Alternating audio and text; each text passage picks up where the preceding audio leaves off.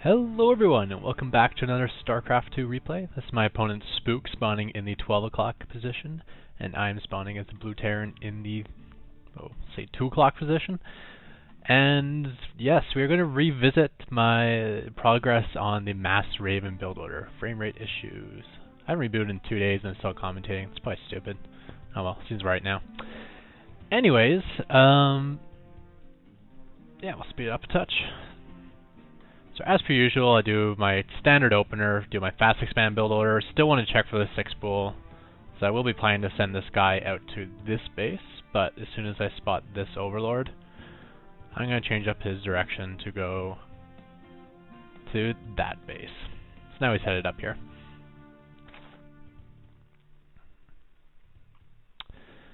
So I'm going to do maybe 2 or 3 games, and I think I'll do it in chronological order rather than order of toughest opponent or order of excitement factor. Just because I think my build gets a little bit better every time I do it. This is actually the best fast expand block ever. And you may ask why, because my guy obviously died and stuff, but if we look at my resources, yes! Delayed my own fast expand in the process, so delaying 2 fast expands with 1 SCV microing.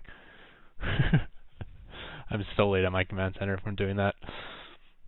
Fortunately, the one game I didn't have my command center hotkeyed was the game I had to actually do some micro over here.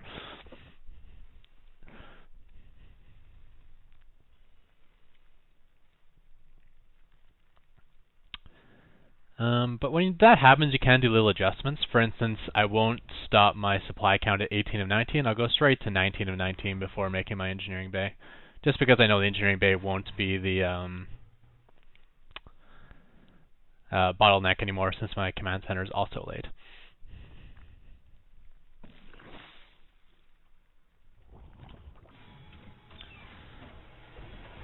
So basically, once I finish my the difference between my old fast expand builder, first of all, I put 6 on gas immediately just so I can start stock pooling gas. Then after my planetary, my next priority is to get an orbital command, just because the weird thing is, even though it's such a gas-intensive build, and late game I have so much minerals I can't spend, early in the game I'm mineral strapped, like big time, so.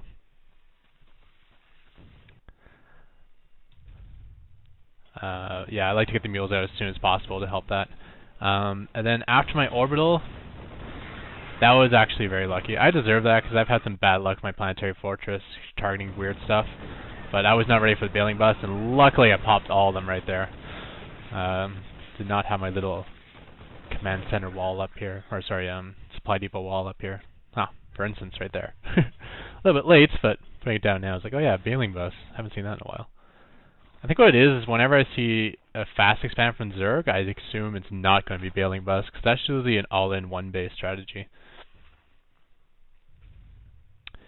Then after my orbital, I like to get my starport up as soon as possible. So immediate factory, immediate starport to get the tech lab on, just so I can get this energy upgrade as soon as possible.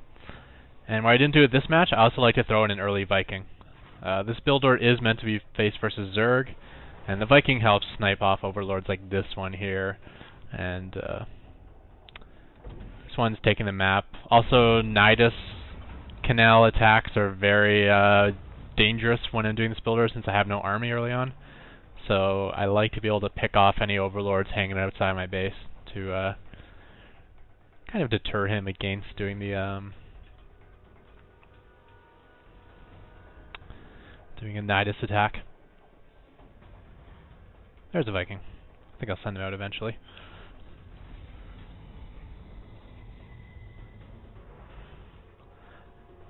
The other thing I like to do now is I keep all my ravens here, just buried against the edge of the screen between my 2 bases, because it's hard for Zerg to scout early on. If I sack an overlord like this, I can usually kill it before he sees anything, especially once I get missile turrets up, and once I have... This is the point of the game where I'm going to have lots of minerals pouring in, so it's easy for me to get lots of missile turrets.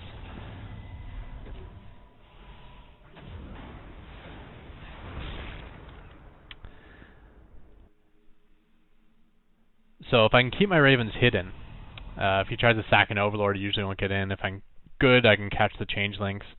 If he doesn't see it and all he sees is starports, the last thing he'll think of doing when he sees starports is ultralisks or roaches. Because he'll be thinking that I'm going banshees or even battle cruisers. And that's great because roaches and ultralisks are both amazing versus auto turrets. So I almost prefer that he scouts my mass starports. Mutalisks actually aren't the best versus ravens. Like, yes, they do damage versus them and they're faster than ravens, so I can chase them down. But at the same time, point defense drone works versus mutalisks. And once you get a good handful of auto turrets down, mutalisks just don't stand up well versus auto turrets. When mutas try to A-move into auto turrets, it's kind of like them trying to A-move into a big marine ball. I mean, it's just kind of suicide for them. So at the same time, I have been expanding as much as possible because I'm trying to spend all this minerals coming in. And the best way to spend it is to actually get more bases up because that allows me to bring in more gas.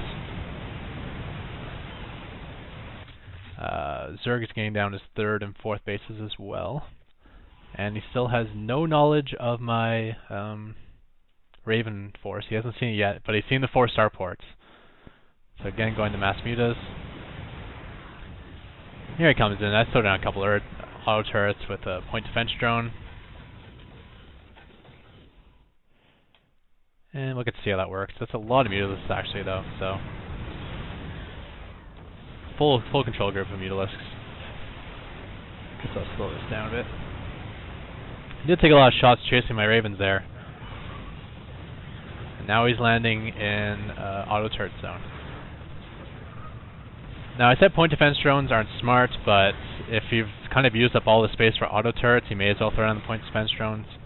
Also, if he's focus firing your ravens, it's good to throw down a couple of point defense drones just so it gives you enough time to get all the auto turrets down.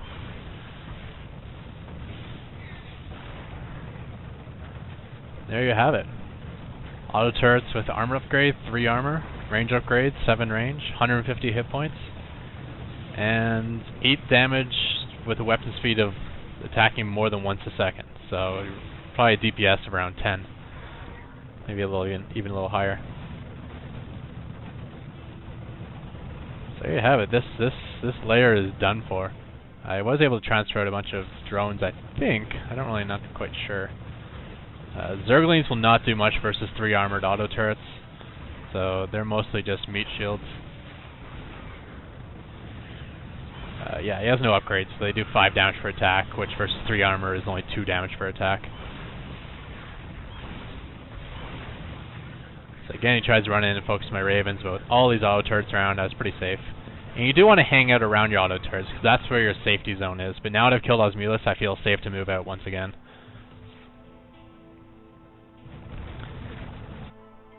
If your ravens are caught in transition, it can be pretty hairy, especially with the speed of mutalisks.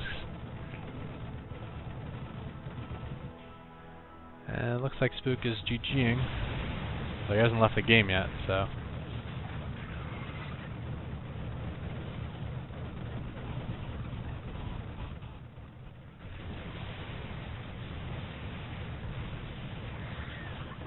And there goes the high yield. Now, as it turns out, Spook was actually about a 60% win ratio, and he was number 4 ranked in Diamond League. So, a lot tougher opponent than I was expecting to be facing, but it didn't seem to be that tough of a matchup. I think a lot of that has to do with just the fact they went mass mutas to counter my starports, and the mass mutas just kind of ran into a bunch of auto turrets and died. Not quite sure what else he could have done. I guess he could have sacked the space and just gone in for the counterattack. He could have killed off all these SCVs and maybe these, I'm not sure. Same time I did have a handful of Marines. And a lot of unspent resources, although I'm not really trying at this point. Once he's GG'd.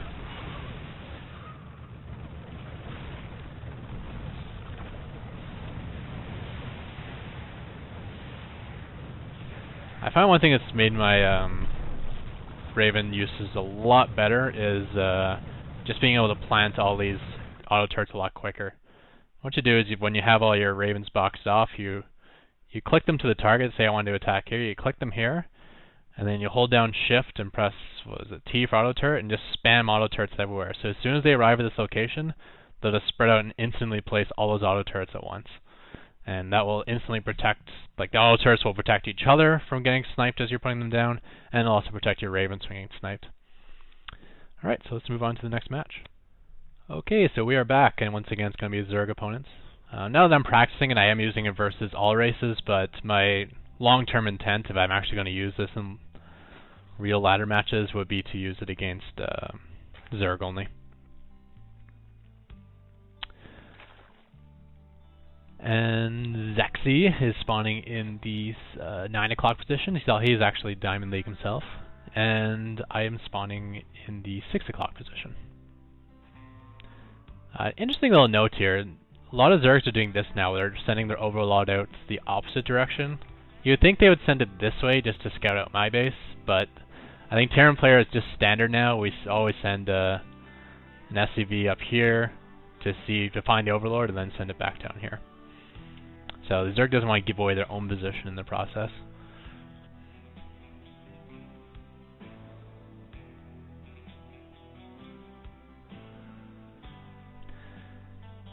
Let's see now. So once again, just doing my fast expand build order, and I'll be putting 6 on gas. And it looks like Zerg has, let's see, pool gas. So I think he went hatchery, pool, gas. That's my guess.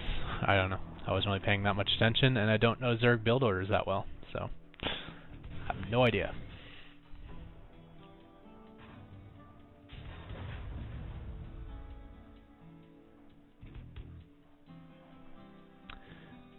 So had he actually sent his first overlord in this way, I might have been able to delay his hatchery, because I would have known where he was located, so I would have sent out my scout this direction, and I probably would have arrived before he planted the hatchery. In fact, I still know where he's located yet. It's only now that I've kind of figured out by process of elimination.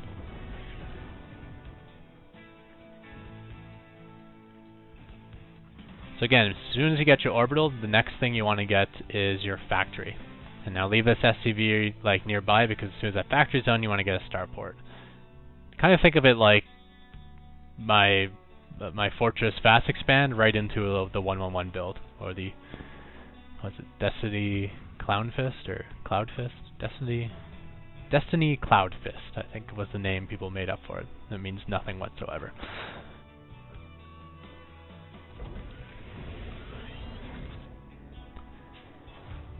And then I am a little slow to react here, but the reason for doing this so quickly is you want to get the energy upgrade on your tech lab and get out an early Viking.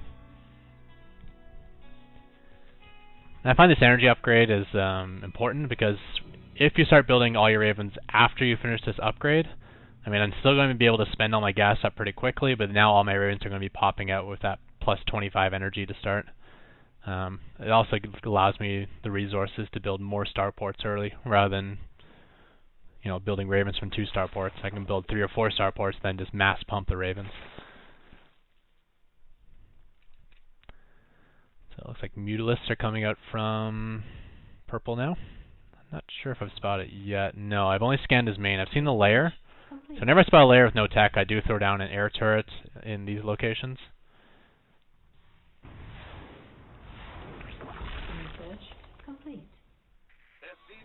And just sending my Viking around the map.